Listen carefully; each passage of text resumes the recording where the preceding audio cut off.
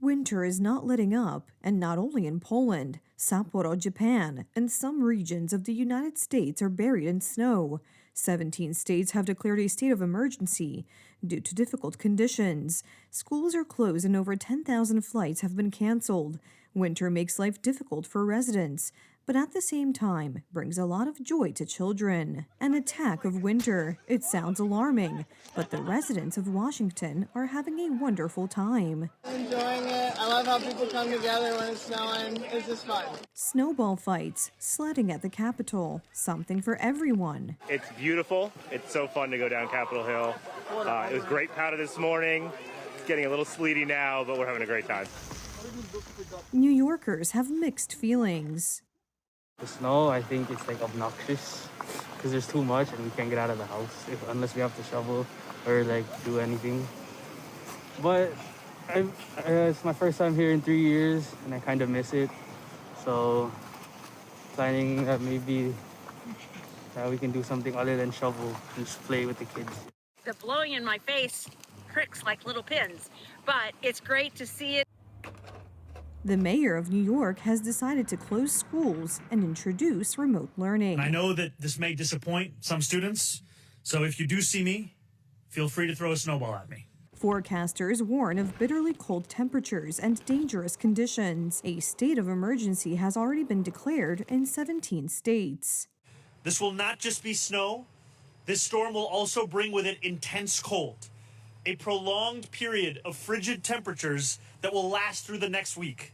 Frankly, it will be colder than any sustained period that New York has experienced in about 8 years. That's why not everyone is in a good mood. Even if someone manages to clear the snow off their car, they won't always reach their destination. They were stuck in a Cadillac and they couldn't get to work, so I dropped them off at work.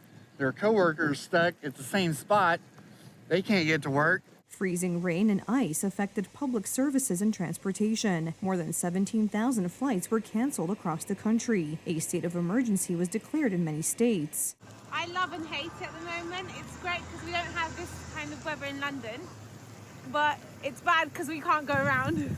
As many as 157 million Americans were warned of extreme cold, reaching as low as minus 30 degrees Celsius. At least 11 deaths have been reported in the last 24 hours. Emergency services are having problems responding to calls, including fires. The weather has left nearly 900,000 households without power. It could take days to restore power, and we know behind the storm, there's more cold air. So if you are stuck without power, you're going to want to find a way to make sure that you can keep your home warm. That is why local communities are supporting each other in various ways. In Tulsa, Oklahoma, one resident drives around the city in a truck and picks up those who have difficulty getting around. Temperatures really hit me hard, so I know someone staying outside, I wouldn't be able to survive it, so I'm just out here getting those folks off the street. Ottawa, Montreal, Quebec, these Canadian cities, among others, are facing the same problems. Snowstorms and low temperatures are also depriving people of electricity, paralyzing transportation, and grounding planes. Until I get here, I discovered that my flight was cancelled because of the bad weather that we have, so we don't know what is going to happen next. But they told us we should wait. Heavy snowstorms are taking their toll on the inhabitants of the Japanese island of Hokkaido. More than a meter of snow has fallen in its largest city, Sapporo. There's nowhere left to throw the snow, so it's getting really tough.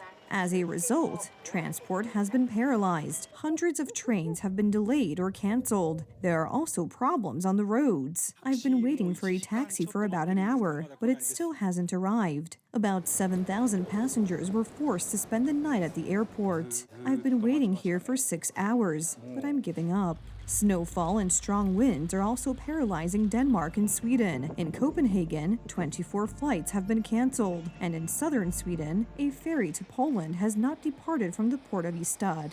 Our western neighbors are also experiencing problems. In many cities and on highways, traffic has come to a standstill, with numerous collisions and even pileups. Schools have been closed in some regions. In Berlin, tram service has also been suspended due to icy overhead lines.